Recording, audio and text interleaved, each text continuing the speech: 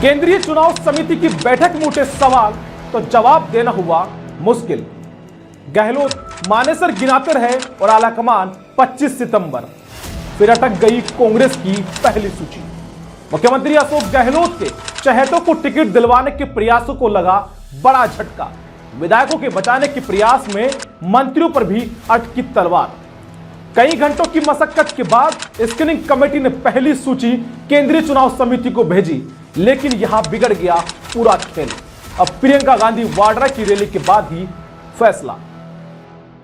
प्रदेश में विधानसभा चुनाव के लिए कांग्रेस में टिकटों का मसला एक बार फिर से उलझ गया है। हालांकि पार्टी ने एक सप्ताह पहले ही तय कर दिया था कि बुधवार को केंद्रीय चुनाव समिति की बैठक के बाद टिकटों की पहली सूची जारी कर दी जाएगी, लेकिन केंद्रीय चुनाव समिति की बैठक में स्क्रीनिंग कमेटी की ओर से भेजी गई करीब 100 सीटों पर सिंगल नाम पर ही सहमति नहीं बन पाई। करीब 1 दर्जन सीटों पर केंद्रीय चुनाव समिति ने आपत्ति जताई। हालांकि बिना विवाद वाली सीटों पर नाम तय हो गए हैं, लेकिन आपत्ति के बाद अब सूत्रों का दावा है कि सूची जारी करने के बाद भी अभी तक वक्त लग सकता है। माना जा रहा है कि अब सूची जारी होने के करीब 3 दिन तक का वक्त लगेगा।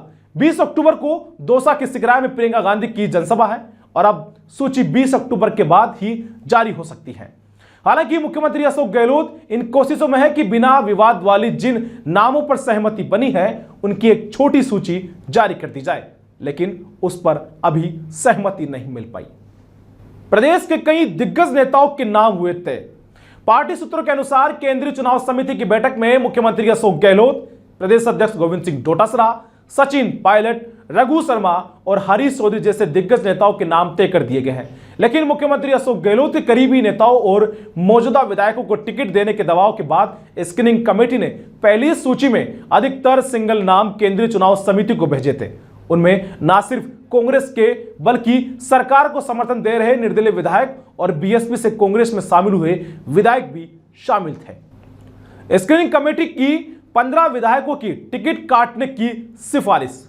सूत्रों के मुताबिक गहलोत चाहते थे कि सभी विधायकों को टिकट दिए जाए। स्क्रीनिंग कमेटी ने भी करीब 15 मौजूदा विधायकों को कमजोर स्थिति देखते हुए टिकट काटने की सिफारिश की थी। चूंकि अभी यह मामला अटक गया है, लिहाजा टिकट के दावेदार एक बार फिर से लॉबिंग करने में जुट गए हैं। सीएससी की बैठक के बाद दावेदार दिन भर सूची का इंतजार करते रहे, लेकिन शाम होते होते हालात को देखते हुए साफ हो गया था कि अभी इसमें समय और लगेगा। शांति धारीवाल और महेश जोशी के तेवर नहीं बुला आलाकमान। सूत्रों के अनुसार बुधवार सुबह 8:30 बजे शुरू हुई बैठक में जैसे ही धारीवाल का नाम आया, नाराजगी भरे लहजे में सोनिया गांधी बोल पड़ी कि ये कौन है, इनका नाम कैसे। और इसके बाद अशोक गहलोत सामने से शांति धारीवाल का पक्ष रखने लगे, इलाके में उनकी पकड़ की बात समझाने लगे। तभी अचानक तेवर के साथ राहुल गांधी भी बीच में बोल पड़े, इस विषय को यही खत्म करिए। फिर राहुल ने स्क्रीनिंग कमेटी के चेयरमैन गौरव गोगोई से कहा कि धारीवाल परिवार के बाहर कोई फ्रेश उम्मीदवार नहीं आया क्या। तब गोगोई हामी भरते हुए ओके कहते हुए सिर हिला दिया। धारीवाल और जोशी और राठौड़ की टिकट पर लगा क्रोश। धारीवाल परिवार से बाहर की बात करके राहुल ने 79 साल के धारीवाल के बेटे को टिकट दिलाने की उम्मीद भी धारीवाल होती दिखी। मां बेटे के तेवर देख पूरी सीएससी मानो साफ सुन गया हो। खड़गे ने लेकर गहलोत तक सभी खामोश हो गए। इसके बाद से ही यह संदेश चला गया कि 25 सितंबर को जयपुर में हुआ उसका यह आलाकमान को बदलापुर है।